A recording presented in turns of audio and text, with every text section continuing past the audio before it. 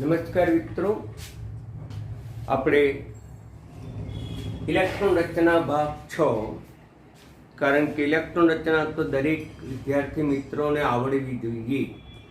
ઘણી અગત્યની સાયન્સ માટે છે, કારણ કે ઇલેક્ટ્રોન રચના આવડે તો તમને એ પદાર્થ ઉપર ધન આયન ઋણ આયન આવડે, એ પદાર્થની બંધારણ આવડે, એના આધારે રાસાયણિક કસોટીઓ અને એના આધારે તમને કેમિસ્ટ્રી આવડે, એટલે અગત્યનું છે. તો એ પહેલાં મેં ગઈકાલે ધન આયનની ઇલેક્ટ્રોન રચના સમજાવી હતી, તો એનું કેટલું ઝડપથી રિપીટેશન કરીએ અને ત્યાર પછી જ આપણે ઋણ આયનની ઇલેક્ટ્રોન રચના ધ્યાનમાં લઈશું. ગઈકાલે મેં ધન આયનની ઇલેક્ટ્રોન રચના સમજાવી હતી, કેટલીક નોંધ કરવાની બાબત પણ કીધી હતી. આજે પણ ઋણ આયનની ઇલેક્ટ્રોન રચના માટે આપણે આ નોંધ કરી.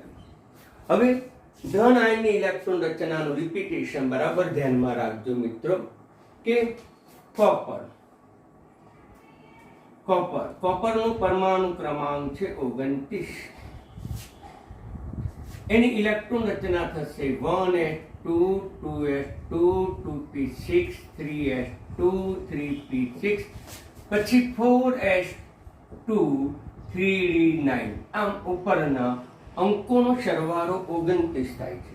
પરંતુ મિત્રો તમને વારંવાર સમજાવું છું તેમ કે 4s ભરાયા પછી 3d માં દાખલ થાય, પરંતુ 3d બહાર નહીં લખવાની. 3d તેના ક્વોન્ટમ અંક ધરાવતી કક્ષક સાથે જ લખવામાં આવે. અનુમુખ્ય ક્વોન્ટમ અંક પણ 3 છે. નિયમ અનુસાર સમાન ક્વોન્ટમ અંક ધરાવતી કક્ષકો એક સાથે લખવાની પ્રથા છે, એટલે આપણે અહીંયા લખવી પડે. તો copper 29 1s2 2p6 3s2 3d9 અંદર લખીશું 4s2. મિત્રો આટલી ઇલેક્ટ્રોન રચના આર્ગોનને મળતી આવે છે, 18 ઇલેક્ટ્રોનને. 3d9 4s2. હજુ પણ ઇલેક્ટ્રોન રચના ખોટી છે કોપર માટે. ક્રોમિયમ અને કોપર. ક્રોમિયમનો પરમાણુ ક્રમાંક 24 અને કોપર, આ તો તમારે મોસ્ટ ઇમ્પોર્ટન્ટ છે, એ તમારે ધ્યાનમાં રાખવી જ પડશે. હવે અહીંયા 3d9 રચના છે, એટલે કે ડી કક્ષક અને 5 સમશક્તિ કક્ષકો છે. આ 5 સમશક્તિ કક્ષકોમાં 9 ઇલેક્ટ્રોન ગોઠવાય છે અને ત્યાર પછી 4s માં છે. આમ 9 ઇલેક્ટ્રોન ગોઠવાયા અને 4s માં 2, આમાં 9 થયા 2, આ રચના અનુસાર. પરંતુ મિત્રો તમને ખબર છે કે 3d10 રચના વધુ સ્થાયી છે. મેં અગાઉ સમજાયા મુજબ કે 3d10 રચના પ્રાપ્ત કરવા માટે 4s નો એક ઇલેક્ટ્રોન ક્યાં દાખલ થશે? તો આગળની 3d કક્ષકમાં દાખલ થશે અને 3d9 માંથી વધુ સ્થાયી ઇલેક્ટ્રોન રચના 3d10 પ્રાપ્ત કરવા પ્રયત્ન કરશે. એટલે આપણે આની જગ્યાએ 2p6 3s2 3p6 એક ઇલેક્ટ્રોન અહીંયા ચાલી ગયો. 3d10 4s1. ઇલેક્ટ્રોનની સંખ્યા 29 છે, તેમાં કોઈ જ ફેરફાર આપણને જોવા મળતો નથી. ઇલેક્ટ્રોન સંખ્યા બદલાતી નથી, પરંતુ એ ઇલેક્ટ્રોનની ગોઠવણી પૂર્ણ થઈ જાય છે મિત્રો, એટલે તમે બરાબર ધ્યાનમાં રાખજો. હવે ટૂંકમાં પણ લખી શકાય આર્ગોન 18 3d10 4s1. ઓકે. હવે મિત્રો જુઓ, કોપર +1 ઇલેક્ટ્રોન રચના લખીએ એટલે આ બંને ઇલેક્ટ્રોન રચના સાચી છે. ક્રોમિયમ અને કોપર 24 છે. ક્રોમિયમ અને કોપરની ઇલેક્ટ્રોન રચના આવે ત્યારે એ બે રચના વિશિષ્ટ છે, માટે મેં અલગ આથી સમજાવી છે. એની નોંધ પણ મેં પેમ્પલેટમાં તમને મોકલી આપી છે. કોપર +1 ધન આયન બને એટલે બાહ્ય કક્ષામાંથી ઇલેક્ટ્રોન દૂર થાય. એક ઇલેક્ટ્રોન દૂર થાય મિત્રો, એટલે આર્ગોન 18 3d10. હજુ કોપર ઉપર +2 વીજભાર પણ તમે જુઓ છો મિત્રો. કોપર ઉપર +2 વીજભાર. આર્ગોન 18. કેટલા ઇલેક્ટ્રોન? તો કે 2 ઇલેક્ટ્રોન. 1 ઇલેક્ટ્રોન 4s માંથી દૂર થશે અને 1 ઇલેક્ટ્રોન એ 3d માંથી દૂર થાય અને તેને પરિણામે આમાં 9 થઈ જશે. ઓકે, તો આમ કોપર +2 ઇલેક્ટ્રોન રચના પૂછે તો 3d9 લખવાનું. મિત્રો, અગાઉ એવું કીધું હતું કે 3d9 અસ્થાયી છે. તો સ્થાયી છે. શા માટે? કારણ કે એને ઇલેક્ટ્રોન અહીંયા તો ઇલેક્ટ્રોન મેળવે છે, જ્યારે અહીંયા ઇલેક્ટ્રોન મેળવવા માટે આપણને કોઈ શક્યતા નથી. યાદ રાખો, જ્યારે તટસ્થ પરમાણુની ઇલેક્ટ્રોન રચના લખો તો તમારે આ બાબત ધ્યાનમાં રાખવાની, પરંતુ જ્યારે ધન આયન કે ઋણ આયનની ઇલેક્ટ્રોન રચના લખો ત્યારે આ બાબત ધ્યાનમાં રાખવાની કોઈ જરૂર નથી. ટૂંકમાં ધન આયન બને કે ઋણ આયન બને ત્યારે 3d9 શક્ય બને છે. આ ક્યારે? કે તટસ્થ પરમાણુ હોય ત્યારે. અને એમાંય ખાસ કરીને ફરીથી યાદ કરાવું, ક્રોમિયમ અને કોપર માટે જ તમારે યાદ રાખવાનું છે, જે વિશિષ્ટ છે, પ્રાયોગિક રીતે સાબિત થયેલી છે, વિશિષ્ટ છે. હવે ચર્ચા કરીએ ઝીંકની. ઝીંકની 30 ઇલેક્ટ્રોન રચના આપણે લઈએ. 1s2 2s2. આ ક્રમ ઉર્જાનો ક્રમ, ઇલેક્ટ્રોન ભરવાનો ક્રમ તો તમને યાદ રહી જ ગયો હશે, રાખવાનો જ છે. એટલે તમે આ ક્રમ યાદ રાખો, રોજ વાંચો. 1s2 2s2 2p6 3s2 3p6 પછી 4s2 3d10. મિત્રો, આ ઇલેક્ટ્રોન રચના ખોટી લખાય છે કે આ નિયમ અનુસાર અથવા તો અગાઉથી મેં નિયમ સમજાવ્યા મુજબ આ 3d10 આપણે અંદર લખવી જોઈએ. અને 3d10 અંદર લખો 1s2 2s2 2p6 3p6 3d10 4s2. આટલી ઇલેક્ટ્રોન રચના એ આર્ગોનને મળતી આવે છે. એટલે 4s2 આ એ સાચી, આ ટૂંકમાં લખી છે, આપણે લંબાણપૂર્વક લખી છે. એટલે 4s માં ઇલેક્ટ્રોન દાખલ થાય પછી 3d માં દાખલ થાય ત્યારે આ વસ્તુ બરાબર ધ્યાનમાં રાખજો. 3d અંદર લખવાની, ટૂંકમાં 4s બહાર લખવાની. હવે Zn+2 ઇલેક્ટ્રોન રચના ધન આયન બને છે. બાહ્ય કક્ષામાંથી કેટલા ઇલેક્ટ્રોન દૂર થશે? આ બાહ્ય કક્ષા અને કક્ષક છે 4s છે, તેમાંથી ઇલેક્ટ્રોન દૂર થશે. એટલે આર્ગોન 18 3d10 બનશે. હવે એની ઇલેક્ટ્રોન રચના જોઈએ. આર્ગોન 18 3d10 ડી કક્ષક છે. 5 સમશક્તિ કક્ષકો છે અને 5 સમશક્તિ કક્ષકોમાં 10 ઇલેક્ટ્રોન ગોઠવાય છે. આમ પૂર્ણ ભરાય છે. હવે Zn+3 લેવું છે. શક્ય છે? વિચારો મિત્રો. Zn+3 એટલે 3 ઇલેક્ટ્રોન ગુમાવવા પડે, પણ આ તો સ્થાયી રચના છે. મેં તમને સમજાવી છે કે D5 અને D10 સ્થાયી રચના છે અને રચના સ્થાયી હોવાને પરિણામે એમાંથી ઇલેક્ટ્રોન દૂર કરી શકાતો નથી. આમ 3d10 માંથી ઇલેક્ટ્રોન દૂર ન થાય. 3d10 રચના બની, વધારે ઇલેક્ટ્રોન દૂર કરી શકાતા નથી, માટે Zn+3 એ શક્ય નથી.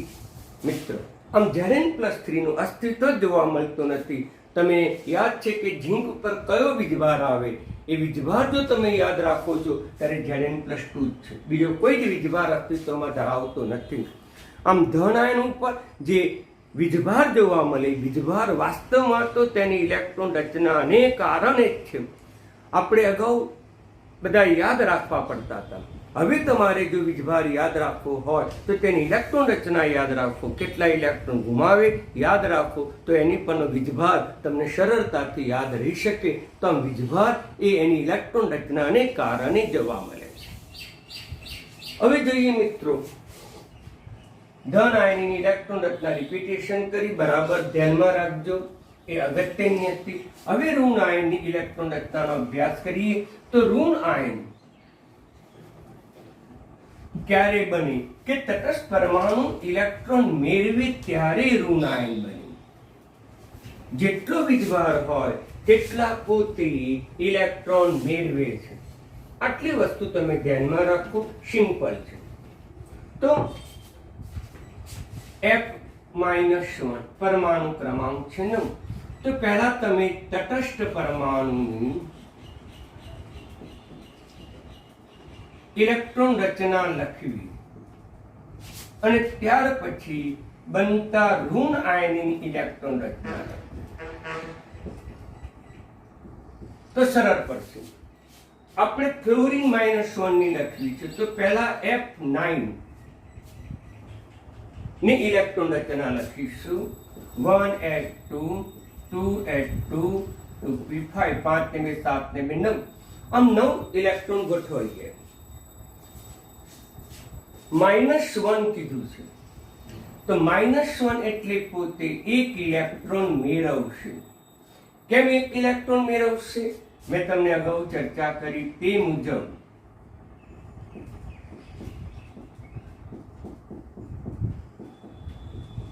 આ જે છે 2s છે, આ છે 2p.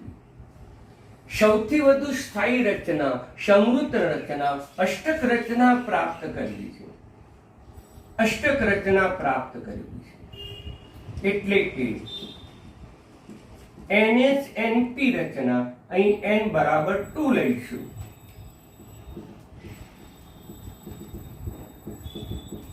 આ રચના પ્રાપ્ત કરવી છે અને આ રચના પ્રાપ્ત કરવા માટે કેટલા ઇલેક્ટ્રોન ખૂટે છે? એક ઇલેક્ટ્રોન ખૂટે છે. મિત્રો માટે એક ઇલેક્ટ્રોન પોતે પ્રાપ્ત કરશે એટલે બહારથી એક ઇલેક્ટ્રોન મેળવશે. 1s2 2s2 2p6. આમ તટસ્થ પરમાણુ કરતા એક ઇલેક્ટ્રોન વધી ગયો માટે -1 વીજભાર જોવા મળે. F-2 વીજભાર જોવા મળે તો કે ના, F ઉપર -2 વીજભાર આજ સુધી જોવા મળ્યો જ નથી. કેમ કે એની બાહ્ય કક્ષામાં પૂર્ણતા કરવા માટે, સ્થિરતા પ્રાપ્ત કરવા માટે એક જ ઇલેક્ટ્રોન ખૂટે છે. તેથી એક જ ઇલેક્ટ્રોન ખૂટતો હોવાથી આ રચના પ્રાપ્ત કરવા માટે વધુમાં વધુ તેટલા જ ઇલેક્ટ્રોન મેળવે એટલે વધુમાં વધુ એક જ ઇલેક્ટ્રોન મેળવે છે એટલે એની ઉપર -1 વીજભાર જ અસ્તિત્વમાં આપણને જોવા મળે છે. મિત્રો બરાબર ધ્યાનમાં રાખજો. હવે આગળ ઓક્સિજન 8 -1. તો પછી આપણે તટસ્થ પરમાણુ ઓક્સિજનની ઇલેક્ટ્રોન રચના લખી. 1s2 2s2 2p4 2s અને આ 2p. આ 2s છે, આ 2p. એને આપણે બોક્સની રીતે ઇલેક્ટ્રોન ગોઠવણી બતાવીએ ઊંડના સિદ્ધાંત અનુસાર. હવે અષ્ટક રચના પ્રાપ્ત કરવા માટે, આ રચના પ્રાપ્ત કરવા માટે મિત્રો બરાબર ધ્યાન આપો. અષ્ટક રચના એટલે S કક્ષકમાં 2 ઇલેક્ટ્રોન, જેને આપણે NH કહીશું. અહીંયા n બરાબર 2 છે, મુખ્ય ક્વોન્ટમ અંક 2 છે, એમાં 2 ઇલેક્ટ્રોન, આમાં 6 ઇલેક્ટ્રોન.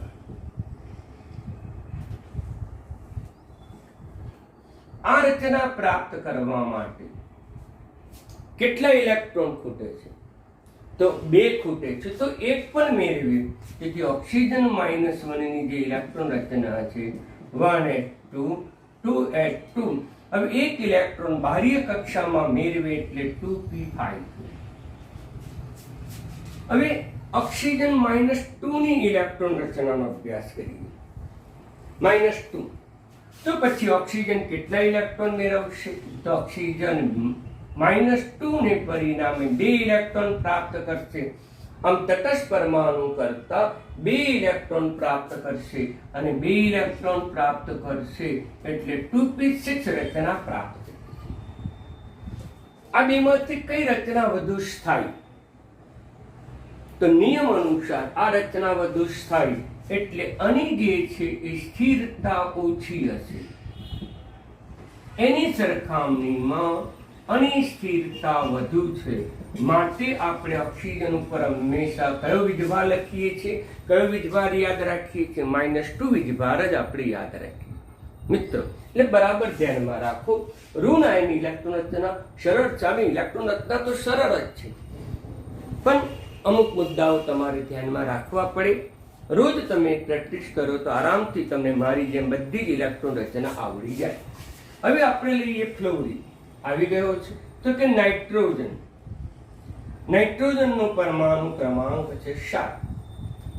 -1 પણ લઈએ, -2 પણ લઈએ, નાઇટ્રોજન -3 પણ લઈએ, નાઇટ્રોજન -4. આ જે 7 લખ્યો છે આગળ, એ 7 વાસ્તવમાં એના પરમાણુ ક્રમાંક છે. એનો પરમાણુ ક્રમાંક મિત્રો સમજો બરાબર. હવે આની ઇલેક્ટ્રોન રચના ઋણ આયનની લખી છે તો પહેલા તટસ્થ પરમાણુની ઇલેક્ટ્રોન રચના લખો. નાઇટ્રોજન 7. તટસ્થ પરમાણુમાં 7 ઇલેક્ટ્રોન છે. 2 ઇલેક્ટ્રોન ગોઠવાયા, બીજા 2 ગોઠવાયા, 3 બાકી રહ્યા, એટલે NH2 NP3 અને 2 7. બાહ્ય કક્ષાની આપણે ઇલેક્ટ્રોન ગોઠવણી જો બતાવીએ આપણે, તો એ બાહ્ય કક્ષાની ઇલેક્ટ્રોન ગોઠવણી આપણે આ રીતે બતાવી શકીએ. એક જ કક્ષક બતાવી, હવે 3 કક્ષક બતાવીશ. આ એક કક્ષક 2s, 3 બતાવીએ 2p, આ 1 2 ઇલેક્ટ્રોન, p કક્ષકમાં એક ઇલેક્ટ્રોન દાખલ થાય. દરેક તત્વ ઇલેક્ટ્રોન ગુમાવે અથવા તો ઇલેક્ટ્રોન મેળવીને આ જ રચના પ્રાપ્ત કરવા પ્રયત્ન કરે છે. અને આ રચના પ્રાપ્ત કરવા માટે કાં તો ઇલેક્ટ્રોન ગુમાવે કાં તો ઇલેક્ટ્રોન મેળવે. અહીંયા ઇલેક્ટ્રોન મેળવે છે N7-1. એનો અર્થ એમ થયો કે તટસ્થ પરમાણુની સાપેક્ષમાં એક ઇલેક્ટ્રોન મેળવે છે, માટે અને એ ઇલેક્ટ્રોન ક્યાં દાખલ થાય? તો કીધું છે બાહ્ય કક્ષા કક્ષકમાં. બાહ્ય કક્ષા કક્ષક કઈ છે? એટલે કક્ષા બીજી છે, પણ કક્ષક p છે. p કક્ષક ખાલી છે. p માં વધુ વધુ કેટલા ઉમેરાય? તો p માં વધુ વધુ 6 ઉમેરાય, એટલે હજુ 3 જ છે, એટલે પાછો 1 ઉમેરાઈ શકે, એટલે 2s2 2p4 આ થશે. એ જ પ્રકારે નાઇટ્રોજન -2 લઈએ, પરમાણુ ક્રમાંક 7. તો પછી -2 એટલે કેટલા ઇલેક્ટ્રોન મેળવે? તો મિત્રો 2 ઇલેક્ટ્રોન મેળવે. બાહ્ય કક્ષામાં 2 ઇલેક્ટ્રોન મેળાય, p માં વધુ વધુ 6 મેળાય, આમાં 2 દાખલ થાય, એટલે 5 ઇલેક્ટ્રોન થઈ જાય.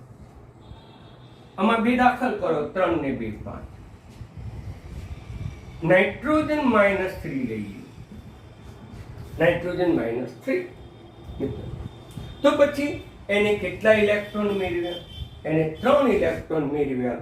ક્યાં દાખલ થશે? p કક્ષકમાં દાખલ થશે, એટલે એની ઇલેક્ટ્રોન રચના છે NH2NP6. આમ n-1 ની, આ n-2 ની, n-3 ની રચના પ્રાપ્ત. આ n-3 પ્રાપ્ત કરે છે. એની સમૃદ્ધ રચના આપણે આ રીતે બતાવીશું, સ્થાયી રચના આપણે આ રીતે બતાવીશું. હવે મારો પ્રશ્ન હતો, n-4 શક્ય છે? n 4 ઇલેક્ટ્રોન મેળવી શકે ખરું?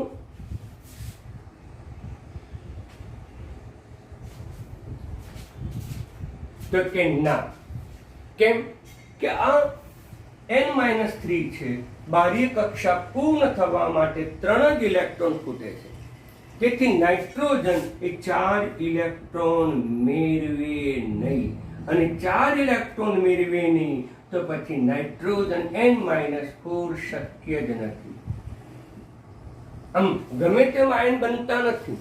આ નિયમોનું પાલન થાય તે રીતે હંમેશા આયનો પ્રાપ્ત કરે છે મિત્રો. એટલે બરાબર સમજી. હવે આપણે બીજી ચર્ચા કરી હાઇડ્રોજનની, H-1. મિત્રો ચલો H-1 ની ઇલેક્ટ્રોન રચના આવડે કે ના આવડે? આ એક પાયામાં લખ્યો છે, એનો પરમાણુ ક્રમાંક 1 છે, એટલે પ્રોટોન પણ 1 છે, ઇલેક્ટ્રોન પણ 1 છે. હાઇડ્રોજન છે, હાઇડ્રોજનની તટસ્થ હાઇડ્રોજનની ઇલેક્ટ્રોન રચના 1s2 છે. મારી ભૂલ થઈ. હાઇડ્રોજનની ઇલેક્ટ્રોન રચનામાં તટસ્થ હાઇડ્રોજન, આપણે પહેલા તટસ્થ હાઇડ્રોજનની ઇલેક્ટ્રોન રચના લખીએ તો એક જ ઇલેક્ટ્રોન છે. એની છેલ્લી કક્ષા, બાહ્ય કક્ષામાં એક જ ઇલેક્ટ્રોન છે. આ 1s બતાવશે. કક્ષકને ચોરસ રીતે પણ બતાવી શકાય, કક્ષકને વર્તુળ રીતે પણ બતાવી શકાય. તો પછી H1 આની ઇલેક્ટ્રોન રચના તમને આવડવી જોઈએ. હાઇડ્રોજન -1 એનો અર્થ એમ થયો કે તટસ્થ પરમાણુની સાપેક્ષમાં એને એક ઇલેક્ટ્રોન મેળવ્યો છે. ઋણ આયન બને ત્યારે ઇલેક્ટ્રોન પ્રાપ્ત કરે, મેળવે છે. કેટલા ઇલેક્ટ્રોન પ્રાપ્ત કરે? કે એક ઇલેક્ટ્રોન પ્રાપ્ત કર્યો. એ ક્યાં દાખલ થશે? એસમાં. કારણ કે એસમાં વધુમાં વધુ કેટલા ઇલેક્ટ્રોન સમાઈ શકે? એસમાં વધુમાં વધુ 2 જ ઇલેક્ટ્રોન સમાઈ શકે. એટલે આની ઇલેક્ટ્રોન રચના થશે 1s2. આમ એસ કક્ષકની અંદર 2 વિરુદ્ધ સ્પિન ધરાવતા ઇલેક્ટ્રોન સમાઈ શકે. ધ્યાન આપો. હવે તમે H-2 લો તો શક્ય છે? તો કે ના, કારણ કે આમાં ત્રીજો ઇલેક્ટ્રોન સમાઈ શકે નહીં. અગાઉથી એક તો હતું, હવે -2 કરો તો 2 ઇલેક્ટ્રોન મેળવે, એટલે આમાં 2 મેળવે એટલે આમાં કેટલા થઈ જાય? 3, જે શક્ય નથી. એટલે H-2 કદાપી શક્ય નથી. વધુમાં વધુ H-1 જોવા મળે. યાદ રાખો બરાબર. હવે કે હાઇડ્રોજન છે એક, એ જ્યારે એની ઇલેક્ટ્રોન રચના છે 1s1, એ જ્યારે ઇલેક્ટ્રોન ગુમાવે, એક જ ઇલેક્ટ્રોન ગુમાવી શકે અથવા તો એક ઇલેક્ટ્રોન મેળવી.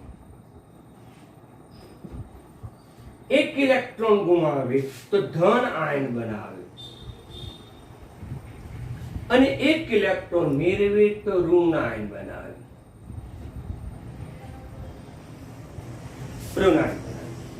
હવે ધન આયન બનાવે, એક ઇલેક્ટ્રોન ગુમાવે એટલે એને H+1 થઈ, જેની ઇલેક્ટ્રોન રચના આપણે સરળતા ખાતર 1s0 કહેવામાં આવે. અને અગાઉ પણ સમજાવ્યું હતું કે H+1 એ જ પ્રોટોન છે.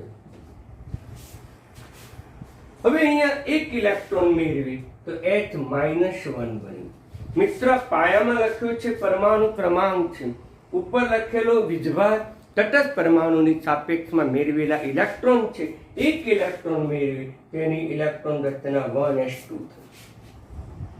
હવે એનું નામ શું થશે?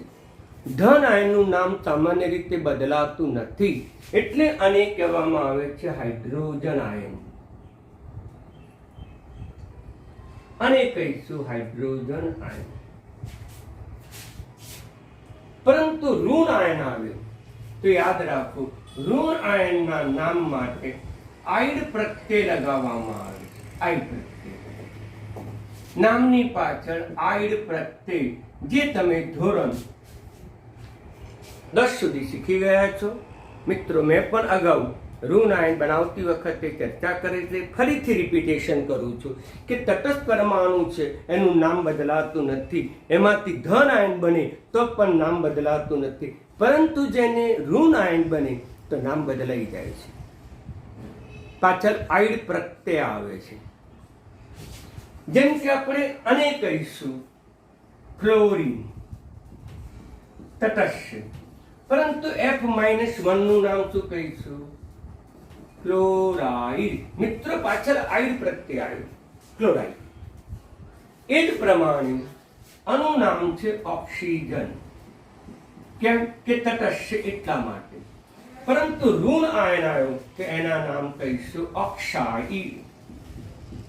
એને આપણે પાછળ આઈડ પ્રત્યય આવી ગઈ, ઓક્સાઇડ. આ N છે એને આપણે નાઇટ્રોજન કહીશું, નાઇટ્રોજન. મિત્રો, પરંતુ આનું નામ લખવું હોય તો પાછળ કયો પ્રત્યય આવે? આઈડ આવે, એટલે નાઇટ્રાઇડ, આઈડ પ્રત્યય. હવે અહીંયા ધન આયન છે એટલે ધન આયન છે એટલે નામ બદલાય નહીં, હાઇડ્રોજનનું હાઇડ્રોજન. પણ ઋણ આયન આવ્યું તો નામની પાછળ કયો પ્રત્યય લગાવવો પડે?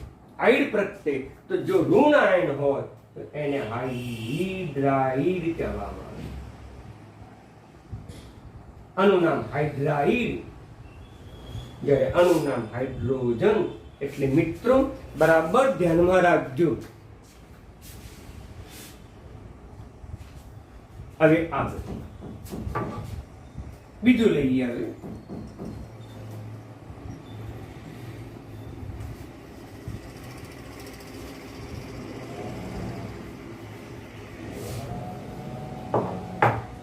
સલ્ફર સોળ. બરાબર, સલ્ફર 16. તો તટસ્થ પરમાણુ સલ્ફરની ઇલેક્ટ્રોન રચના લખી તો નિયોન 10 ટૂંકમાં લખી શકાય 3s2 3p4. 10 ને 2 12 ને 400.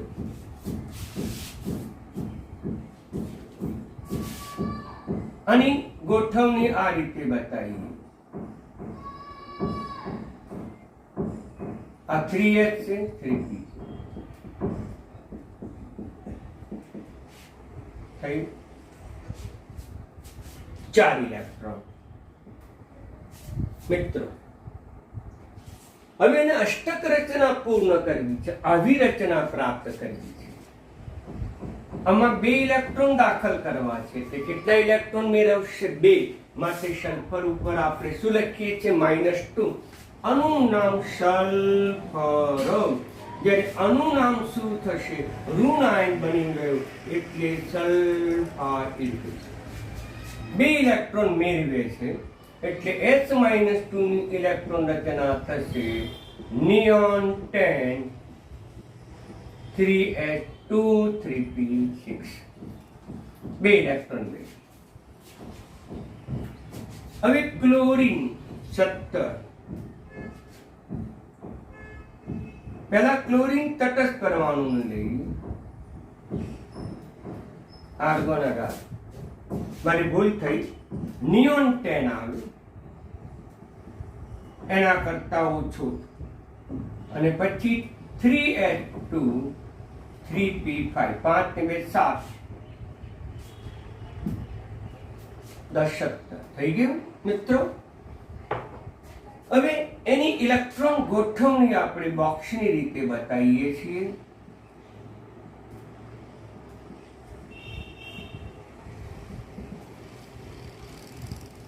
હવે એની સ્થાયી રચના પ્રાપ્ત કરવા માટે સ્થાયી રચના પ્રાપ્ત કરો.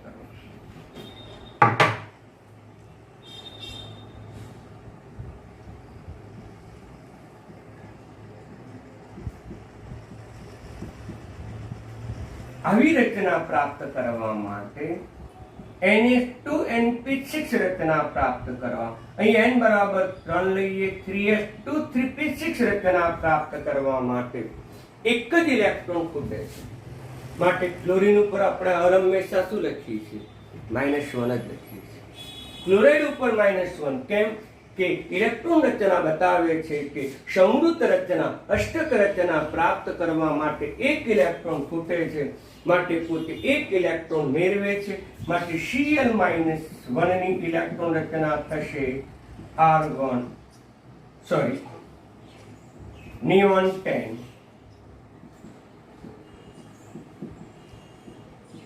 3s2. આમાં એક ઇલેક્ટ્રોન દાખલ થશે. Cl-2 શક્ય છે? તો તમે કહેશો ના. કેમ? કે હવે આમાં ઇલેક્ટ્રોન દાખલ થઈ શકતો નથી. એટલે ક્લોરીન ઉપર એક જ વીજભાર છે -1. આનું નામ છે ક્લોરીન પરમાણુ. પરંતુ ઋણ આયન બન્યું એટલે આનું નામ થઈ જાય ક્લોરાઇડ. ઓકે મિત્રો, તો આમ તમને ઋણ આયનની પણ ઇલેક્ટ્રોન રચના સરળતાથી મેં સમજાવી. તમને આવડવું જોઈએ. અને ઋણ આયનનું નામ પણ બદલાઈ જાય, આયન પ્રત્યે આવે, એ પણ મેં તમને સરળતાથી સમજાવ્યું. આમ ધન આયનની ઇલેક્ટ્રોન રચના મેં ગઈકાલે સમજાવી, આજે રિપીટેશન કરી. ઋણ આયનની ઇલેક્ટ્રોન રચના પણ મેં મિત્રો આજે સમજાવી બરાબર. અને નામ પણ ઋણ આયન બન્યું. વધુમાં વધુ કેટલા ઇલેક્ટ્રોન મેળવી શકે એ પણ સમજાયું. આ વધુમાં વધુ એક જ મેળવી શકે છે, માટે -1 વીજભાર. આ 2 ઇલેક્ટ્રોન મેળવી શકે છે, સલ્ફર ઉપર -2 વીજભાર આવ્યો. આમ વીજભાર -1 -2 કે -3 કયો શક્ય છે, ઇલેક્ટ્રોન રચનાને આધારે આપણે સરળતાથી નક્કી કરી શકીએ. મિત્રો, તો અહીંયા મેં તમને G-NEET ઉપર પૂછાતા પ્રશ્નોની પણ ચર્ચા કરી. હવે હું આવતીકાલે પુસ્તકના પણ કેટલાક G-NEETમાં પ્રશ્નો આપેલા છે એની પણ હું અવશ્ય ચર્ચા કરીશ મિત્રો. અને તમને આજે હું હોમવર્ક તમને એનું PDF મોકલી આપું છું, એ પણ તમે તૈયાર કરજો. ધન્યવાદ.